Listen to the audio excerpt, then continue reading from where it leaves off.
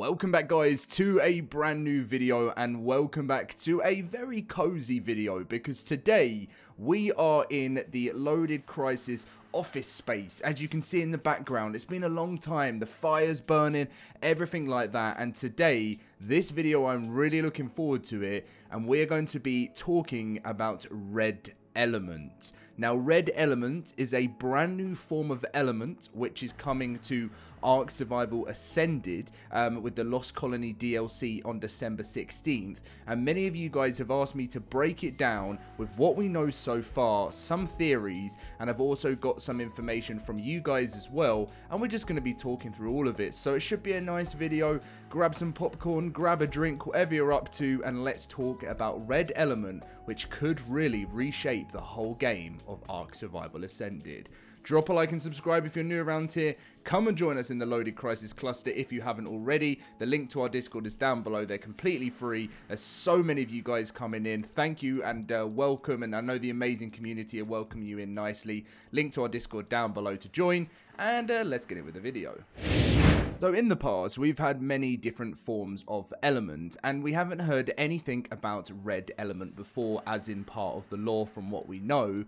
So let's actually start with what's confirmed. So in Community Crunch 480, Wildcard officially stated that the new creature, the Ossidon, is, and quote, reshaped by red element. Now, I'm sure this is one of the first times that they've actually mentioned anything called element, like anything element-wise for a long time. And this is the first time in ARK's history they've ever referred to a variant of element with actual color designated to it. We've had standard element, we've had element ore, we've had element shards, and corrupted element, but never anything like this before. We also had the reveal of the Malwyn very recently, which is an evolution of the Veilwyn, and they said that actually it is born from the artificial evolution of Veilwyn companions and infused with a strange substance. This time now, they don't mention red element, but from what the actual look of this creature is, it's got that Lost Colony, red fire in the belly kind of look to it, which is what's telling a lot of people this looks that this strange substance could take over creatures, being red element. So why is red element important to the story? So let's talk lore. Arat Prime has always been teased as the source of some of the most advanced element experiments in the ARK universe. It's where Helena and other scientists were ultimately heading. It's the birthplace of major tech breakthroughs, but also some of the worst disasters. So red element being introduced right as we return to Arat Prime, that is not a coincidence into it. So red element may have been purified or unstable variant of element created by Prime's experiments. You guys know those crazy bioscientists.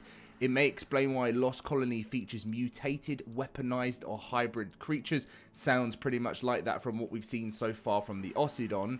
If the Ossidon is reshaped by it, that implies the environmental exposure. Red element might seep into biomes, waters, ice or weather, but that's where we find out more, because it, is this stuff just affecting wild creatures, or what happens when survivors actually get their hands on it? We have seen that it doesn't look like it's red element that caused this, but what we do see in Lost Colony is we see zombified survivors and also creatures, but this could be a totally different resource or disease going around on Lost Colony.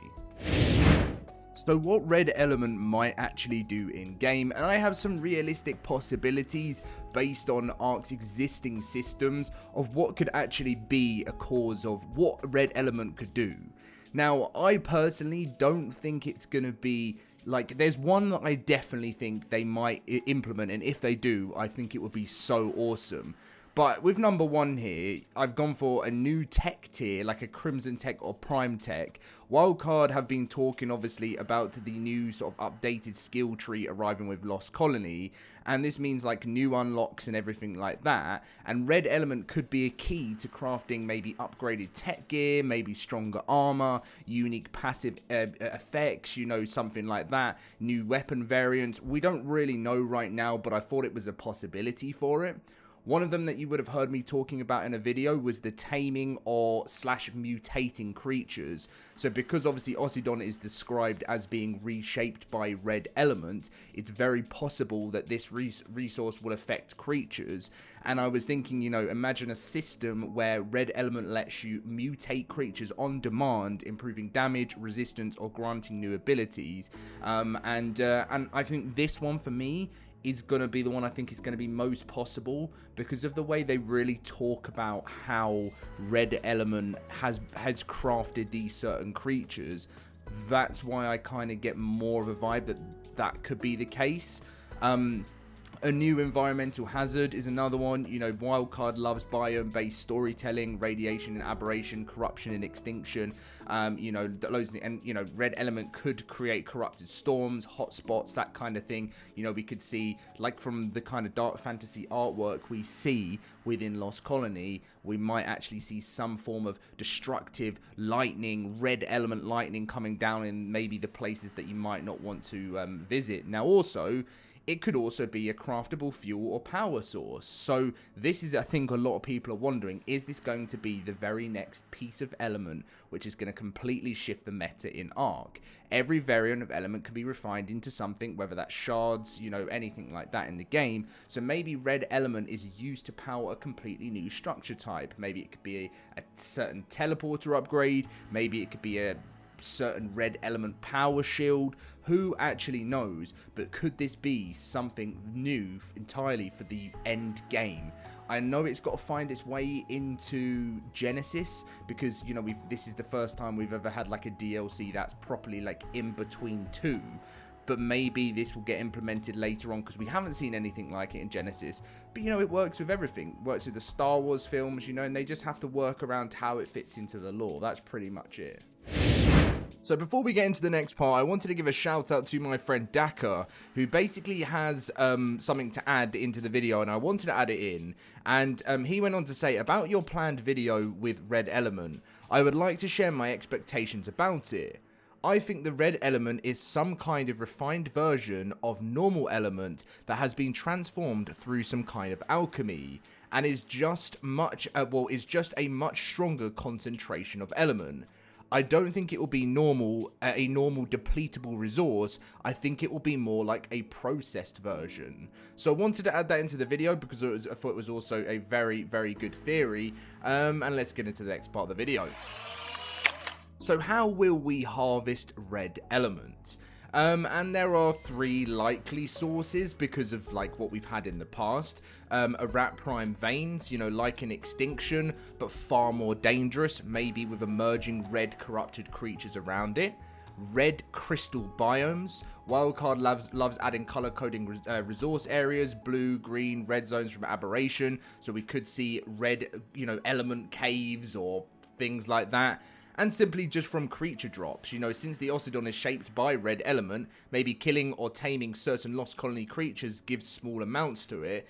And also this is kind of, you know, this is interesting with all creatures anyway, because if there is a chance that we can infuse and mutate our old creatures with Red Element, will they then drop more Red Element, or do you think it'll be rarer than that? I think it's going to be a very rare resource personally, because I feel like, you know, considering it's like it could be something that can literally mutate and change and overpower things, I think they'll make this extremely rare. But who knows? That's literally down to Studio Wildcard. So what does this mean for players when Lost Colony drops next month, December 16th? This could be new late game progression, a new reason to explore a Rat Prime's deepest biomes, because there's going to need to be a reason, right, that us as players are going to want to dive into the deepest, darkest of areas. Obviously, one of the reasons is to get some of the new creatures, but there's got to be a crown jewel waiting for us to be able to, to put ourselves in a position where there could be vampires, there could be Malwins, there could be, who knows, zombies. Like, we don't know. I don't think the zombies are actually going to be near the red element. I think the red element is going to be a very expensive resource that only the scariest and strongest creatures are going to be around. Possible new base structures and tech enhancements, who knows? This could literally be a thing that could improve our bases or our, just any power. Stronger unmutated creatures, like we've said. It could create a whole new economy. Who knows? Because depending on how popular this resource is, and if players can actually get their hands on it, because there's a chance that players might not be able to get their hands on this red element whatsoever, and that would be, for me, really upsetting. I really hope we can get our hands on it. I think it'll be a real missed opportunity from Studio Wildcard if they don't decide to do that. But it could literally create a new economy, because it could be hugely expensive, and when it comes to trading things or whatnot, who actually knows? And also fresh new lore revealing what actually happened in a Rat Prime.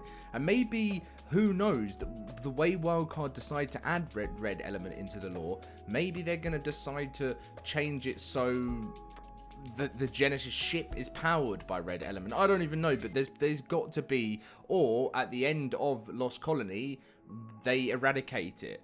But then obviously, of course, we're still going to, if it does become a resource that adds into the game, we're going to be using, transferring it and whatnot. So it's really, really exciting. I think personally, adding in red element adds in a whole new thrill to the game. And I definitely think for returning players, this is the one thing that I'm really looking forward to with Lost Colony, is the fact, a lot of players that maybe were playing ASE before or completely quit after ASE, this may actually give a lot of players. I spoke to some who comment on my videos who basically this is the one DLC that's actually bringing me back, because I've been waiting for years and years. As I still follow ARK, I don't play it anymore, but I've been waiting to hear about the next story, and the next story part of ARK, and I can't miss out on the lore. I've always known about a Rat Prime in the earlier days, and I'm really excited to hear more about it. So that is something I think is something that I can't wait to see. I want to see what happens in between Extinction and Genesis.